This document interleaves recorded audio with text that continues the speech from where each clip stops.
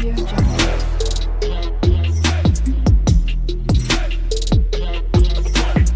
Audio Jungle. Hello friends नमस्कार जय Jagannath welcome back to my channel with new blogs केमती अच्छे आपण आशा कर भल थे आम तो पूर्व भिडियो देखी आम अयोध्या अच्छु आज आसिक टाइम हो गला सका 7:30 आज हूँ एप्रिल 2 तारिख हनुमान जयंती आज आम अयोध्या हैदराबाद को रिटर्न करुचु एबे हमर सकाळे अच्छी आम लखनऊ को अच्छी वंदे भारत अच्छी एबे आम बाहरिलु वीडियो टी फास्ट लास्ट पर्यंत निहाती भाव देखु चलते स्टार्ट करिबा आज ब्लॉग्स टी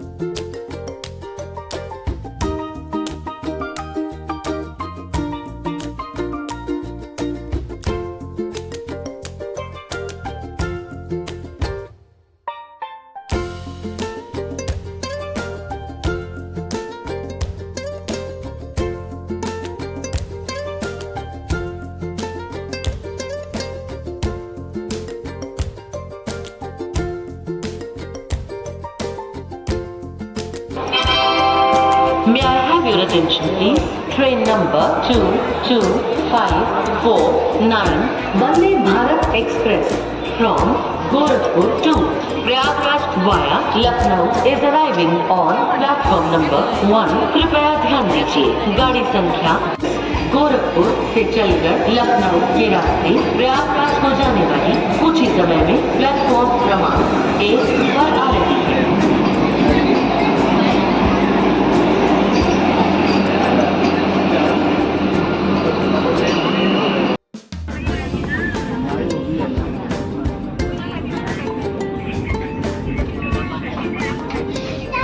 तुम्ही या अगोदर इथं जाईल सर नाही गोरखपूर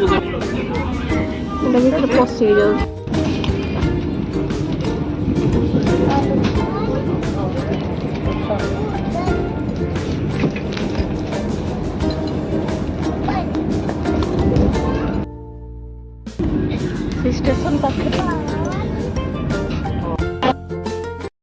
आम आसिक लखनऊ स्टेशन में पहुँची गलु आठी तो प्रबल खरा हो मात्र 10:30 बहुत जोर खरा हो गला चलो देखा केमती कम बुलाबुली टी हो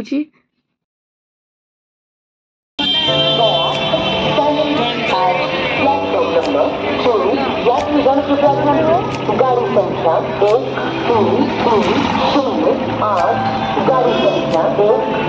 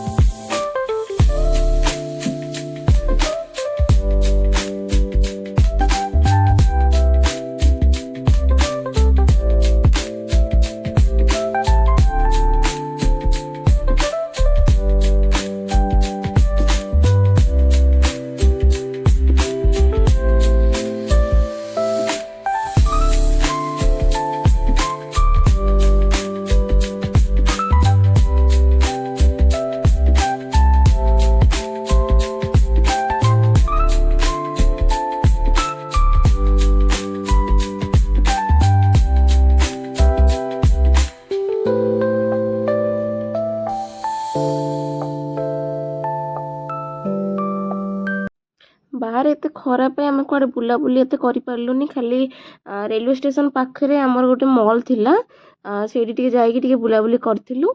ଆଉ ଏବେ ପଳେଇ ଆସିଲୁ ଆମେ ଲଞ୍ଚ କରିବା ପାଇଁ। ଆଉ ଆଜି ତ ପୁରା ଭେଜ୍ ହିଁ ଥିଲା। ଆଉ ସାର୍ ତ ଭେଜ୍ ଥାଳି ମଗେଇଥିଲା, ଆଉ ମୋର ଥିଲା ରୁଟି ଆଉ ମିକ୍ସ ଭେଜ୍ ଥିଲା। ଟେଷ୍ଟ ଓଭରାଲ୍ ଠିକ୍ ଠାକ୍ ଥିଲା ସେମିତି।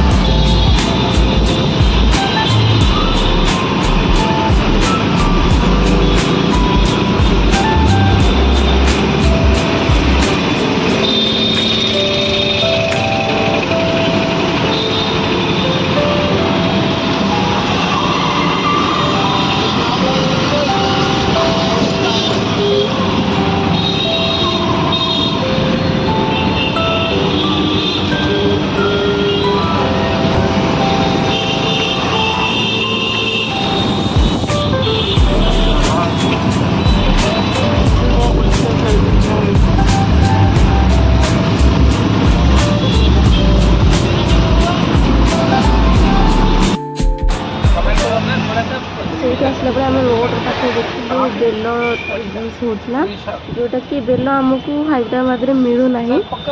ଯେମିତି ଏଠି ଆମର ରୋଡ଼ ସାଇଡ଼ରେ ମିଳିଯାଉଛି, ଆମର ହାଇଦ୍ରାବାଦରେ ଟୋଟାଲି ବି ମିଳୁନାହିଁ। ସେଥିଲାଗି ସେଇଠୁ ମୁଁ ନେଇକି ବି ଆସିଥିଲି ହାଇଦ୍ରାବାଦ। ଆଉ ସେଠି ଟିକେ ଆମେ ଜୁସ୍ ବି ପିଇଥିଲୁ, ବହୁତ ହି ଟେଷ୍ଟ ଥିଲା।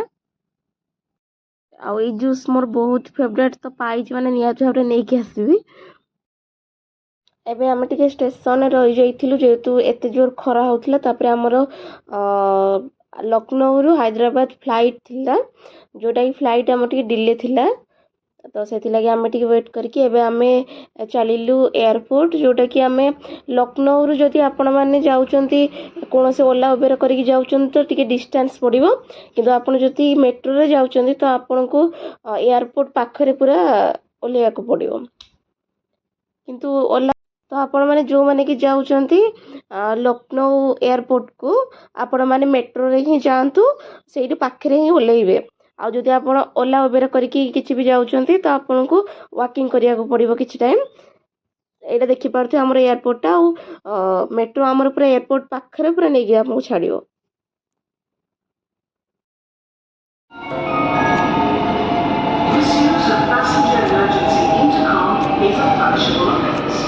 यात्री आपातकालीन इंटरकॉम का दुरुपयोग एक दंडनीय अपराध है।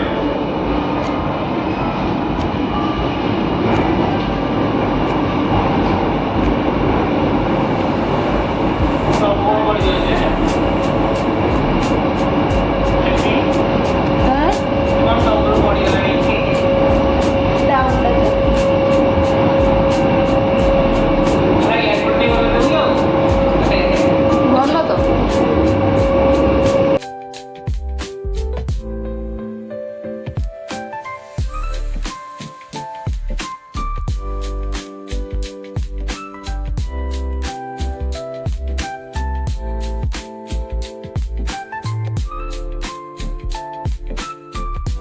ଆମେ ମେଟ୍ରୋରେ ଆସିକି ଏବେ ଏୟାରପୋର୍ଟରେ ପହଞ୍ଚିଗଲୁଣି। ଆଉ ଚାଲନ୍ତୁ ଆମେ ଏବେ ଚେକ୍ ଇନ୍ କରିକି ଆମର ବୋର୍ଡ଼ିଂ ପାସ୍ ନେଇ ଆସିବୁ।